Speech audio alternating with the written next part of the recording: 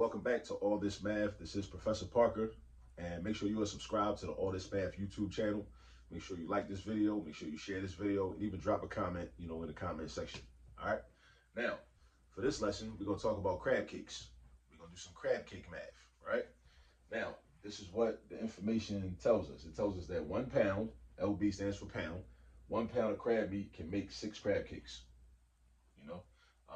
At least that's what the instruction said, right? On the information that I was looking at. Maybe some of y'all make crab cakes different. Maybe y'all make less crab cakes with only a pound. Maybe y'all make more. I don't know. I don't get into all that. But the question is, because this is just a mathematical exercise, how much based on that amount, that relationship, 1 pound makes 6 crab cakes. How much crab meat do you need to make 9 crab cakes, or 12 crab cakes, or 20 crab cakes, right?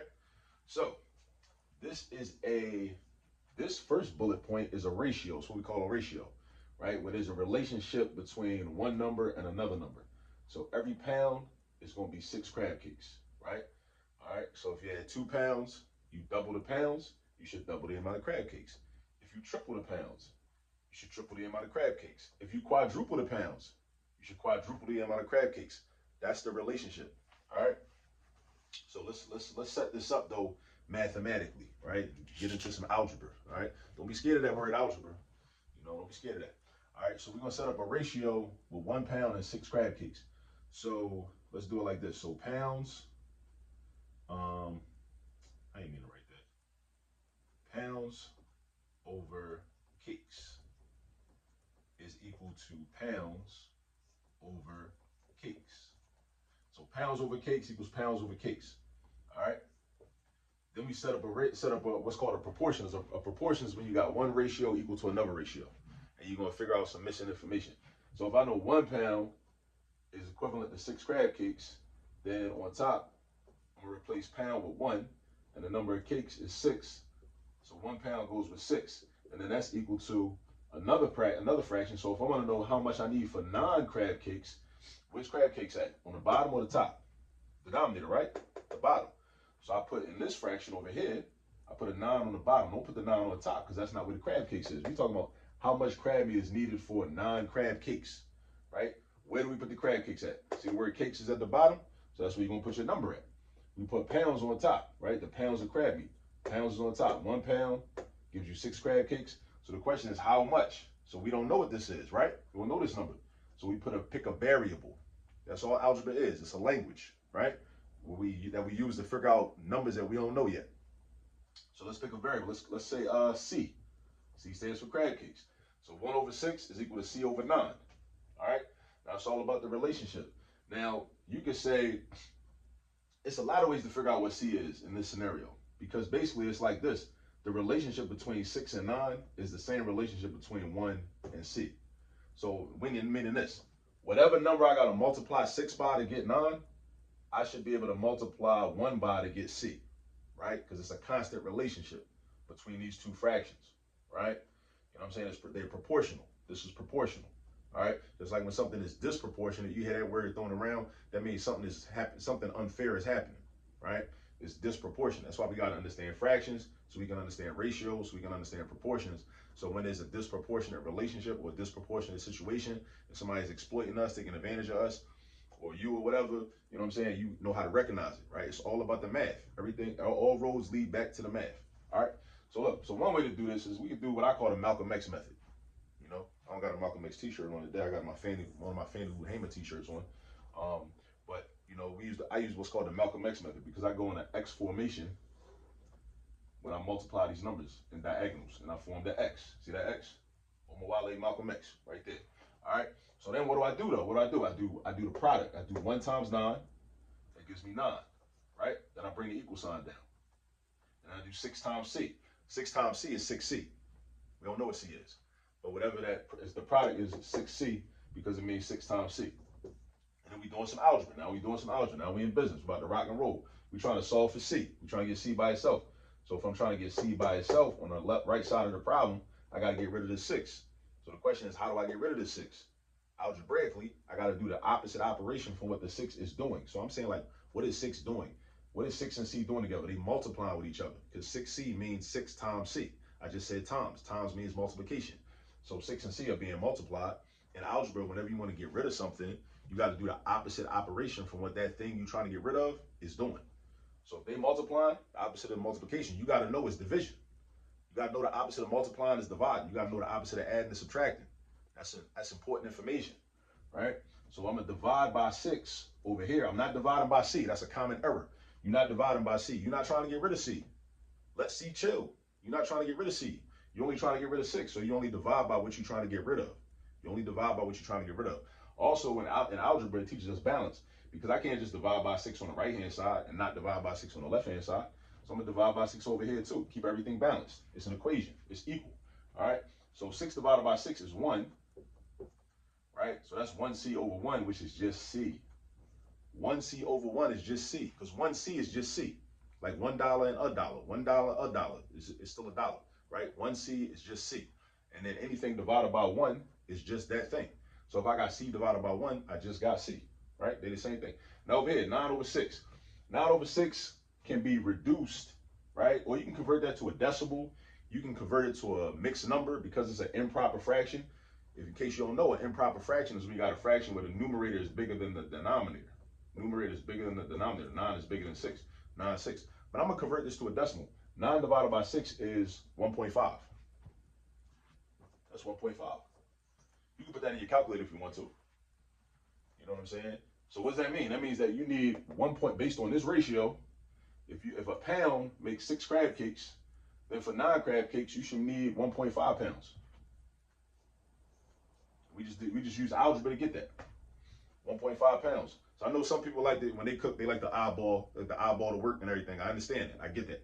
But we can actually use algebra to come up with some exact values, right? You know, so 1.5 pounds if you want to make 9. What about 12? What about 12? Why is this though? Big this. We could do the algebra. I'm gonna show it to you on the board. But think about it. If 1 pound will make 6 crab cakes, if you want to make 12 crab cakes, what's the relationship between 6 and 12? Isn't 12 just double of 6? 12 is double of 6. So if you're trying to double the amount of crab cakes, it makes sense. You should double the amount of crab meat, right? So 6 times 2 gives you 12. 1 times 2 is going to give you 2. So that means you need 2 pounds. That means you need 2 pounds, right? So, but let's do it algebraically though. Let's set it up like this. We still going to use 1 over 6 because that's our original ratio. That's our original ratio. 1 pound makes 6 crab cakes. So we're going to do 1 over 6, and that's going to be equal to our variable C again over instead of 9 though, because we don't care about 9. We want to know about 12. C over 12. So 1 over 6 is equal to C over 12. And then again, Malcolm X method, cross multiply like this. Draw your X. 1 times 12 is 12. 6 times C is 6C. How do we get C by itself? Get rid of that 6. You get C alone by getting rid of the 6. So we're going to do the opposite of multiplying, which is dividing. Divide by 6, divide by 6. Keep it balanced. Whatever you do on the right side, also do on the left side. You're left with just C. 12 divided by 6 is 2. So that means 2 pounds. Just like we said. We knew it was going to be 2 pounds, right? Because we can also be intuitive when we're doing mathematics, right? Because, again, if we're trying to double the amount of crab cakes from 6 to 12, it should make sense we double the amount of crab meat, right? So what about 20, though? Now, 20 is a little different because 20 is not a multiple of 6, right? 20 is not a multiple of 6, right? But we're trying to figure out what number do we multiply 6 by to get 20. Because whatever that is, we're going to multiply that number by the number of pounds, right? I know 6 times 3 is 18. Like if you had to approximate, 6 times 3 is 18. 6 times 4 is 24. 20 is in between 18 and 24. So you're looking at 3 point something, like 3 pounds and some change. You know, because again, you're doing 6 times 3 to get 18. 18 is a little less than 20. So that means you will multiply 1 by 3 to get 3 pounds, but it's a little bit more because you're trying to make 20. You're not trying to make 18 crab cakes. If you was only trying to make 18 crab cakes, you would need 3 pounds. Because 6 times 3 is 18. So you would do 1 times 3 to get 3, right? So it's all about the ratios and being consistent. If I multiply 6 by 3, I'll multiply 1 by 3. But I'm trying to get to 20. So I need a little bit more crab meat, you know, to make the, you know what I'm saying? To make 20. I mean 20. So let's set it up. Let's set it up right here. Let's do again. 1 over 6 is our ratio. 1 over 6. What's that equal to? That's equal to our variable, the number of crab cakes, no, not the number of crab cakes, the amount of crab meat, right, over 20, right? That's our proportion. That's our proportion. That's how you set it up. 1 over 6 is equal to C over 20. So you're going to do this, Malcolm X method, boom, 1 times 20, that's going to be 20. And then over here, 6 times C, 6C. And we're trying to get C by itself, get rid of the 6. We're going to do the opposite of multiplication. We're going to divide by 6 on the right. We're going to divide by 6 on the left. Boom, boom. That's going to be C, 20 divided by 6. Now, we could get a calculator and just do 20 divided by 6. Or we could do some mental math. So 6 goes into 23 times, right, with 2 left over. And then 6 is our denominator. So if I converted this improper fraction, again, it's an improper fraction whenever the numerator is bigger than the denominator, just like we had over here, improper fraction. This is an improper fraction too, but 12 is divisible by 6, so it gives us a whole number. It don't give us a mixed number. This ain't no remainder. You know what I'm saying? So 6 goes into 23 times with 2 left over, because 6 times 3 is 18. So it's 2 left over because 20 minus 18 is equal to 2. 20 minus 18 is equal to 2. That's why it's 2 left over. All right. So the 2 that's left over is going to be your numerator. And you always keep the same denominator. So it was already 6. It's still going to be 6. So 3 and 2 sixths. I always had trouble saying sixths. Anyway. So yeah, so 3 and 2 sixths. But that's a fraction I could reduce. How do you reduce fractions? Right? I seen on like Facebook yesterday, somebody made a post, like somebody asked them how to reduce a fraction. They probably start crying. Like, bro, like, if you want to reduce a fraction, all you gotta do is know the common factors between the numerator and denominator, or the common factor, the greatest common factor between the numerator and denominator. So basically what that means is the number that can be evenly divided into both 2 and 6, the biggest number. 1 is a common factor, but 1 don't change nothing, so that ain't gonna help us. Because I can do 2 divided by 1 and 6 divided by 1, but that don't change nothing. I still got 2 sixths, right? But 2 is the greatest common factor, because I could do 2 divided by 2 and get 1, and I could do 6 divided by 2 and get 3. So this is equal to 3 1/3. So I need 3 1/3 pounds. So if I want to make 20 crab cakes based on this ratio right here, right? Based on this recipe, this particular recipe, right, that I found online somewhere, you would need 3 1/3 pounds, you know. But I know how people, you know, they put their own little twist, you know, they got their own recipes. They might use a little more crab meat, might use a little less, might, you know, put some other ingredients in to stretch it, you know what I mean? I get it, you know, but based on algebraically, according to this recipe, if you want to make 20 crab cakes, you should need 3 1/3 pounds of crab meat. If you want to make 12 crab cakes, you should need, based on this recipe, you should need 2 pounds. If you wanted to make 9, then you should need 1.5 pounds. All right. So again, that's just a little bit of crab cake math. And remember, because, you know, we're doing this because everyday life is our math curriculum. So anything that you're involved in life, if you're a parent, grandparent, uncle, aunt, whoever, godparent, big brother, big sister, you got young people in school, you trying to help them. I'm trying to show people, like, listen, like, anything you're involved in life, that can become a math lesson. That can become an arithmetic lesson. It can become an algebra lesson. It can become a geometry lesson. So we don't gotta wait for the school to teach our kids math. We don't gotta wait for them, right?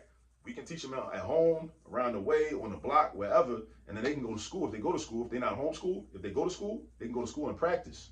Just like at recess. Our kids learn how to play sports around the way. You know what I'm saying? Like, around the way, on the block, you know, in the summertime or wherever, on Saturdays, Sundays, and all that. After school, they go to school to flex. They go to recess and flex. They flex, you know, what they already learned how to do. They practice at school. Math can be the same way. We don't gotta completely outsource math education to the schools, because it's not gonna work. It hasn't worked. It never really has, you know, and it ain't working now. So we gotta do something different. So that's why make sure you subscribe to the All This Math YouTube channel. Make sure you follow us on Instagram, TikTok, everything, Facebook, you know, all the socials, and, you know, like and subscribe, share these videos, and let everybody know what we're doing. We try to help. See you on the next video.